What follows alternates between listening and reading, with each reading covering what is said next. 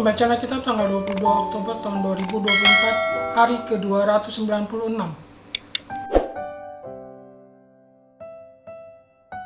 Samuel pasal 10.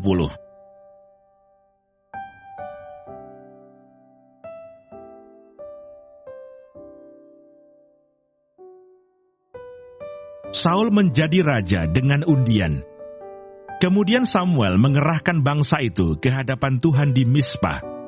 Dan ia berkata kepada orang Israel itu, "Beginilah firman Tuhan Allah Israel, Aku telah menuntun orang Israel keluar dari Mesir dan telah melepaskan kamu dari tangan orang Mesir dan dari tangan segala kerajaan yang menindas kamu.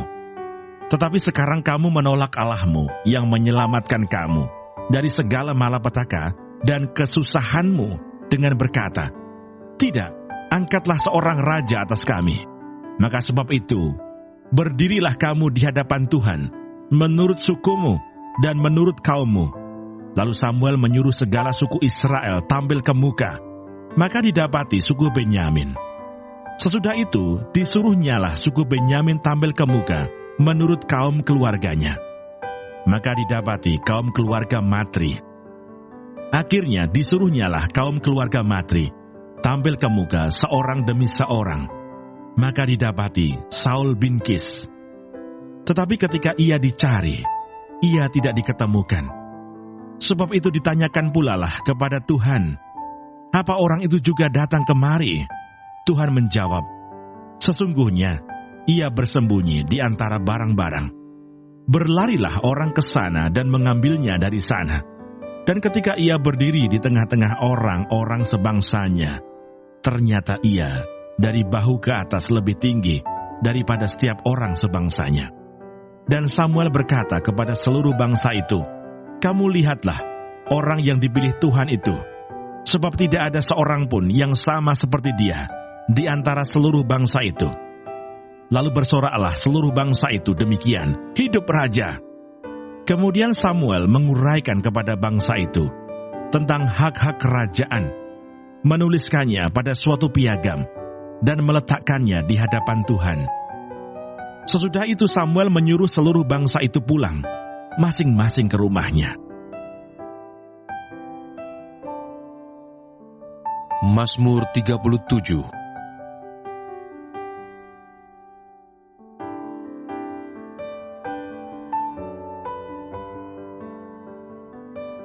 Tuhan menetapkan langkah-langkah orang yang hidupnya berkenan kepadanya. Apabila ia jatuh, tidaklah sampai tergeletak, sebab Tuhan menopang tangannya. Dahulu aku muda, sekarang telah menjadi tua.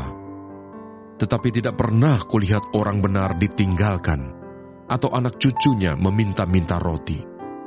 Tiap hari ia menaruh belas kasihan dan memberi pinjaman, dan anak cucunya menjadi berkat. Jauhilah yang jahat dan lakukanlah yang baik, maka engkau akan tetap tinggal untuk selama-lamanya.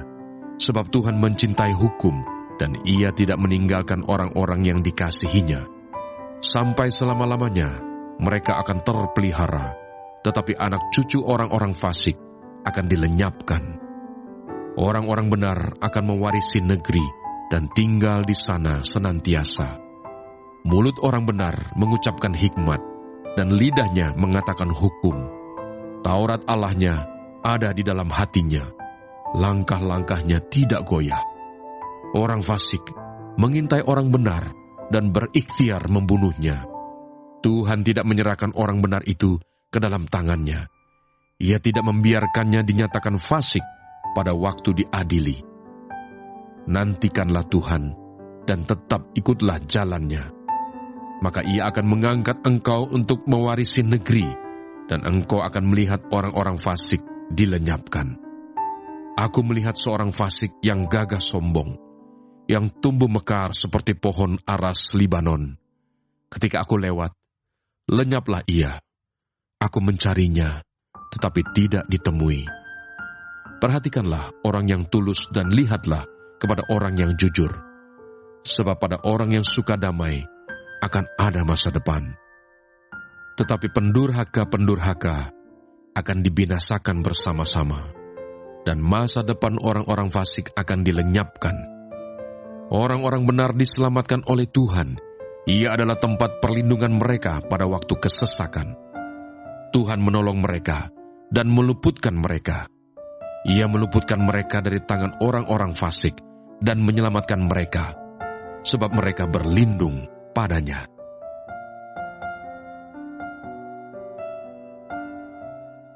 Ibrani pasal 6.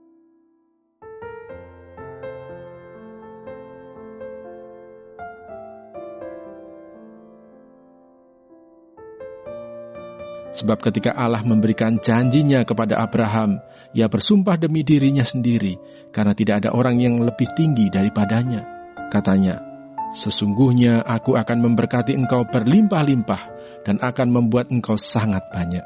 Abraham menanti dengan sabar, dan dengan demikian ia memperoleh apa yang dijanjikan kepadanya. Sebab manusia bersumpah demi orang yang lebih tinggi, dan sumpah itu menjadi suatu pengokohan baginya yang mengakhiri segala bantahan. Karena itu, untuk lebih meyakinkan mereka yang berhak menerima janji itu akan kepastian putusannya, Allah telah mengikat dirinya dengan sumpah, supaya oleh dua kenyataan yang tidak berubah-ubah, tentang mana Allah tidak mungkin berdusta, kita yang mencari perlindungan, beroleh dorongan yang kuat untuk menjangkau pengharapan yang terletak di depan kita.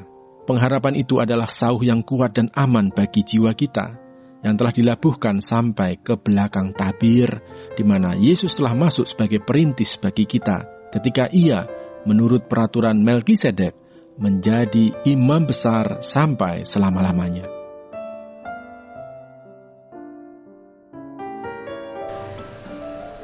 Tema minggu ini melayani untuk memimpin. Bacaan hari ini untuk melengkapi apa yang kita baca pada hari Minggu tanggal 20 Oktober tahun 2024. Penjelasan 1 Samuel pasal 10 ayat 17 sampai dengan 25. Bagian ini menceritakan pengangkatan Saul sebagai raja atas Israel. Samuel mengumpulkan seluruh umat Israel dan menegaskan bahwa Tuhan adalah raja mereka yang sejati. Tetapi karena desakan umat, Tuhan mengabulkan permintaan mereka untuk memiliki raja manusia. Saul dipilih melalui undian, dan meskipun ia berasal dari latar belakang yang sederhana, Tuhan menegaskan perannya sebagai pemimpin Israel. Namun, penekanan Samuel adalah bahwa kepemimpinan Saul haruslah dalam kerangka pelayanan kepada Tuhan dan umatnya. Saul dipanggil bukan untuk memerintah dengan otoriter, tetapi untuk melayani Israel dengan takut akan Tuhan. Mazmur pasal 37 ayat 23 sampai dengan 40. Mazmur ini berbicara tentang berkat Tuhan atas orang-orang yang benar dan setia. Tuhan memimpin dan meneguhkan langkah orang-orang yang mengikuti jalannya, melindungi mereka dari kejatuhan. Pemimpin yang sejati adalah orang yang menyerahkan hidupnya kepada Tuhan, percaya bahwa Tuhan akan memimpin dan menuntun dalam setiap keputusan. Ayat ini menggarisbawahi bahwa kepemimpinan yang kuat dan berhasil datang dari ketergantungan kepada Tuhan dan komitmen terhadap kebenaran. Ibrani pasal 6 ayat 13 sampai dengan 20, penulis surat Ibrani mengingatkan pembaca tentang janji Tuhan kepada Abraham dan bagaimana Tuhan dengan setia menepati janjinya. Janji ini menjadi dasar iman yang kuat bagi umat percaya, dan mereka diundang untuk memiliki pengharapan yang teguh, seperti sau yang kokoh bagi jiwa mereka.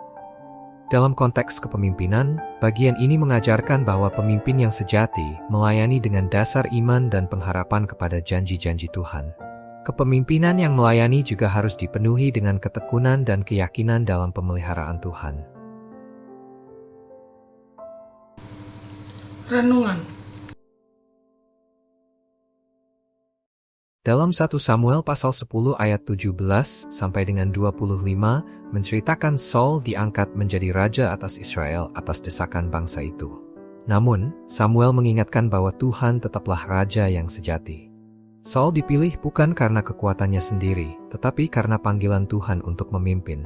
Pelajaran ini mengajarkan bahwa kepemimpinan harus selalu dilihat sebagai panggilan untuk melayani, bukan untuk berkuasa atau memuliakan diri. Kemudian di dalam Mazmur pasal 37 ayat 23 sampai dengan 40 mengatakan bahwa seorang pemimpin yang melayani dan mengikuti jalan Tuhan akan diteguhkan olehnya. Tuhan menuntun langkah mereka yang setia, dan meskipun ada tantangan, mereka tidak akan dibiarkan jatuh. Ini memberikan keyakinan bahwa dalam melayani, kita tidak sendirian. Tuhan adalah penuntun kita. Dan di dalam Ibrani pasal 6 ayat 13 sampai dengan 20 Tuhan adalah setia, dan janjinya kepada Abraham adalah bukti bahwa dia selalu menepati janjinya. Dalam melayani, kita dipanggil untuk memiliki keyakinan yang kokoh dalam janji Tuhan dan melangkah dengan iman. Kepemimpinan yang sejati adalah melayani dengan dasar pengharapan yang kuat akan janji-janji Tuhan. Refleksi. Apakah kita memimpin dengan sikap melayani, mengingat bahwa kepemimpinan adalah anugerah dan tanggung jawab dari Tuhan? Apakah kita memimpin dengan kerendahan hati, menyadari bahwa kepemimpinan adalah tanggung jawab besar yang datang dari Tuhan? Dalam 1 Samuel, pasal 10, ayat 17 sampai dengan 25 menceritakan bahwa seorang pemimpin yang dipilih Tuhan dipanggil untuk melayani, bukan untuk mencari keuntungan pribadi. Saul dipilih untuk menjadi pemimpin Israel, tetapi tanggung jawab utamanya adalah melayani Tuhan dan umatnya. Apakah kita menyerahkan setiap langkah kepemimpinan kita kepada Tuhan, percaya bahwa Dia akan memimpin kita dengan benar? Bagaimana kita memastikan bahwa setiap keputusan kita sebagai pemimpin didasarkan pada ketergantungan dan ketaatan kepada Tuhan? Di dalam Mazmur pasal 37 ayat 23 sampai dengan 40 diceritakan bahwa Tuhan memimpin dan melindungi mereka yang setia mengikuti jalannya. Pemimpin yang melayani akan selalu berada dalam naung-naungan perlindungan Tuhan. Apakah kita memimpin dengan ketekunan dan iman yang kuat, mengandalkan janji Tuhan sebagai dasar pelayanan kita? Bagaimana kita menjaga pengharapan kita tetap kuat dalam pelayanan, terutama ketika menghadapi tantangan dan kesulitan? Ibrani pasal 6 ayat 13 sampai dengan 20 menceritakan bahwa dalam melayani, kita membutuhkan pengharapan yang kokoh dan iman yang kuat kepada janji-janji Tuhan. Kepemimpinan sejati didasarkan pada keyakinan bahwa Tuhan akan menepati janjinya. Kesimpulan. Tema melayani untuk memimpin menekankan bahwa kepemimpinan yang sejati adalah pelayanan yang didasarkan pada panggilan dari Tuhan, bukan untuk memuliakan diri atau mencari kekuasaan. 1 Samuel pasal 10 ayat 17 sampai dengan 25 mengajarkan bahwa Saul dipilih bukan untuk berkuasa, tetapi untuk melayani Israel di bawah otoritas Tuhan. Mazmur pasal 37 ayat 23 sampai dengan 40 menekankan bahwa Tuhan meneguhkan langkah mereka yang setia dan mengikuti jalannya, memberikan keyakinan bahwa pemimpin yang melayani akan selalu dibimbing dan dilindungi oleh Tuhan. Ibrani pasal 6 ayat 13 sampai dengan 20 menunjukkan bahwa pengharapan kita dalam pelayanan didasarkan pada janji-janji Tuhan yang setia, yang memberikan ketekunan dan iman yang kuat. Kepemimpinan sejati adalah pelayanan yang dilakukan dengan iman, ketergantungan pada Tuhan, dan keyakinan bahwa janji-janjinya tidak pernah gagal.